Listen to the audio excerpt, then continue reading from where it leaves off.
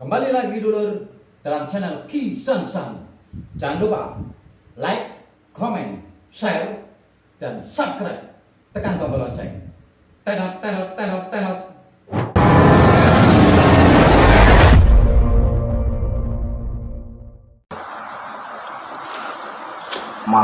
Makna dari sehat itu apa sih sebenarnya?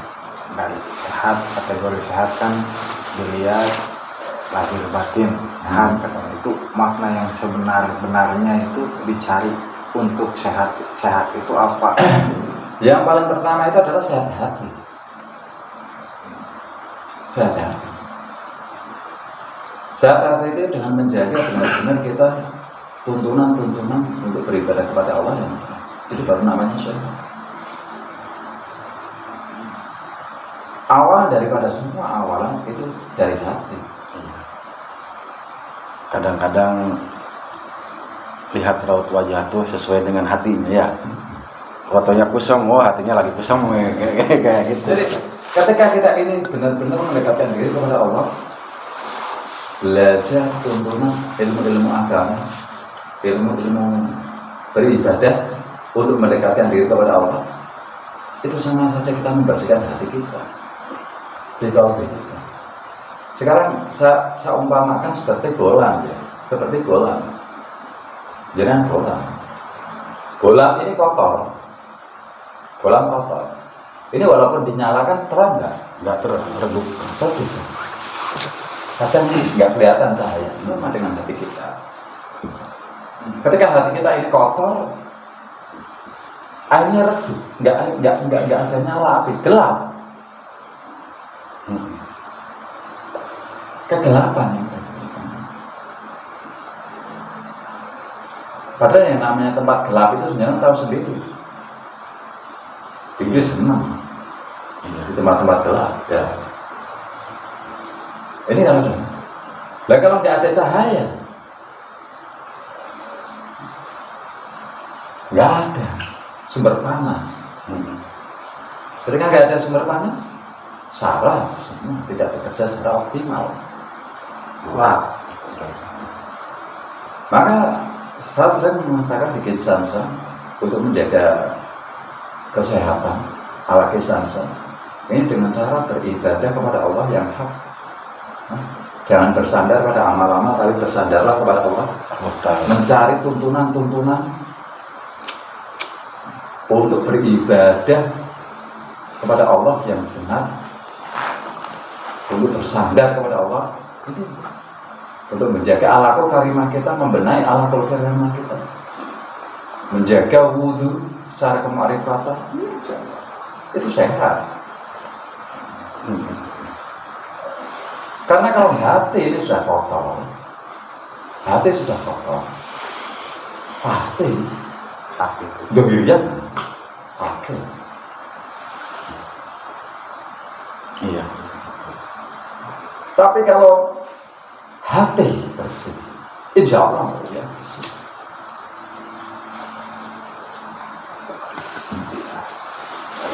Oh, berarti misalkan hati kita kotor itu, kita itu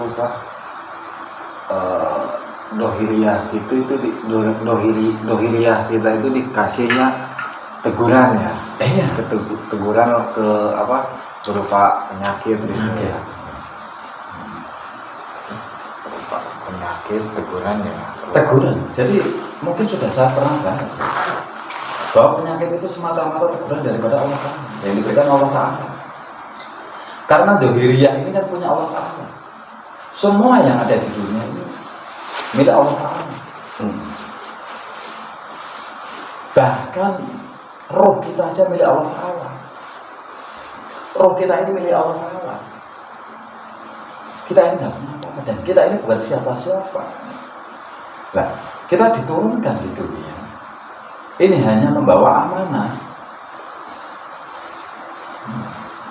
untuk mengabdi kepada Allah, untuk bersujud kepada Allah Ta'ala, untuk menyembah kepada Allah Ta'ala. Ini maka ketika lentera itu redup gelap, ya sudah gelap semua. hati. Maka pikiran menjadi kosong, kotor. Ego yang keluar, amarah, emosi, hawa nafsu tidak terkendali. 4 sifat akhirnya tidak terkendali karena gelap. Coba ketika jenengan naik mobil, lampunya mati dalam keadaan gelap, gimana? Iya. Ya. Karena orang kalau udah gelap kan namanya gelap, apapun yang diambil kan nggak kelihatan. Maka ada orang mengatakan gelap hati. Gelap hati. Banyak yang perlu kita asah ini hati. Fikolbi. Maka ketika dikerubah fikolbi, ini ketika jangan berpikir masukkan benar dalam hati secara ma'rifatnya. Bukan kok terus bacaannya ini yang hebat, enggak. Ya. Tapi maknanya terus dijalankan secara tingkah laku, akhlakul karimah. Iya.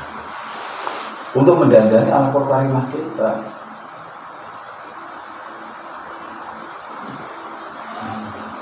Terus misalkan hati udah kotor ya, terus dikasih teguran berupa penyakit-penyakit. Nah, si manusia itu nggak sadar gitu bahwa yang dilakukannya itu menyimpang lah, gitu. Terus itu apakah udah bisa dikatakan masuk kategori penyakit hati gitu? Semua itu penyakit hati. Kalau hati kotor itu sudah sakit. Namanya kotor. Iya. Awal semua penyakit dari hati. Dari hati. Ya, semua itu dari hati. Sumbernya itu dari hati. Fikologi. Juga barat apa kita kasih lampu gelap, di sininya gelap, bisa enggak? Selamat nggak kira-kira? Jangan ketabrak sana kesini. Ya. Ini. Jadi utama itu.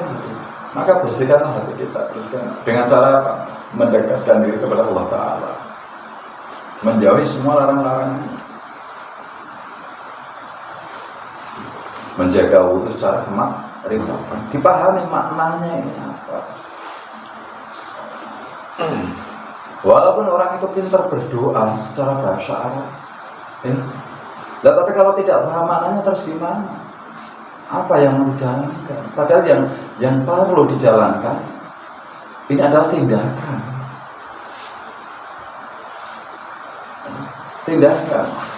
Jangan datang zikir istighfar astagfirullahaladzim. Iya. Innahu kana ghafar astagfirullahaladzim alladzi la ilaha illa huwa. Ini paham. Terus jangan introspeksi dalam diri jangan. Apa yang perlu diubah? Untuk berhablum minan nas, berhablum minallah. Kesalahan-kesalahan apa kita ini? Dan besok baru kita tindakan. Jadi tindakan namanya apa? Karena kita dandani yang tadinya seumpama kita sering menghujat orang, kita harus sadar. Kenapa saya menghujat orang padahal saya nggak kenal dan orang itu nggak ada urusan sama saya? Kenapa saya harus menghujat? Itu kan sebenarnya gitu. Ya. Nah, ini namanya introspeksi. Itu kan penyakit hati. Terus ada lagi sering diomongin kayak berkhianat gitu ya. Kayak berkhianat itu masuk misalkan apa? Saya itu berkhianat lah ke Deden gitu ya. Si Deden itu ngomong, aduh si A itu gak benar, saya sakit hati gitu. Nah, itu termasuk penyakit apa? Penyakit hati juga itu di sana. Sama. Ya namanya orang berkhianat itu kan gak ibarat orang yang menyekutukan Allah. Itu namanya berkhianat. Masih ke sesama manusia juga gitu. Dan sekarang hablum minan nas ini Jadi bagus enggak kalau orang berkhianat? Sama enggak? Ini kalau dalam hablum minan nas jangan mengkhianati. Berarti kan jangan membuat sakit. tinggal si orangnya ini kalau seumpama jangan dihianati orang, jangan biarin aja, jangan malah aman. Tapi kalau jangan dibalas, tidak baik orang ini berarti sama saja dengan. Ya, banyak ketika ada orang mengkhianati, nah, ketika ada orang mengkhianati kayak gitu, kita introspeksi. Dari mungkin saya ada teguran daripada Allah Taala, mungkin saya mengkhianati. Allah ini apa ya? Jadi kan kayak gitu. Jangan terus ikut-ikutan. Wah, orang itu tidak baik berarti kan. Enggak usah. Lebih introspeksi. Lebih untuk introspeksi ini apa ya? Saya yang berdakwah apa ya? Ini namanya orang belajar. Ya. Jadi segala sesuatu yang menimpa diri kita, ini harus kita lebih introspeksi ke dalam. Jangan menyalahkan orang lain.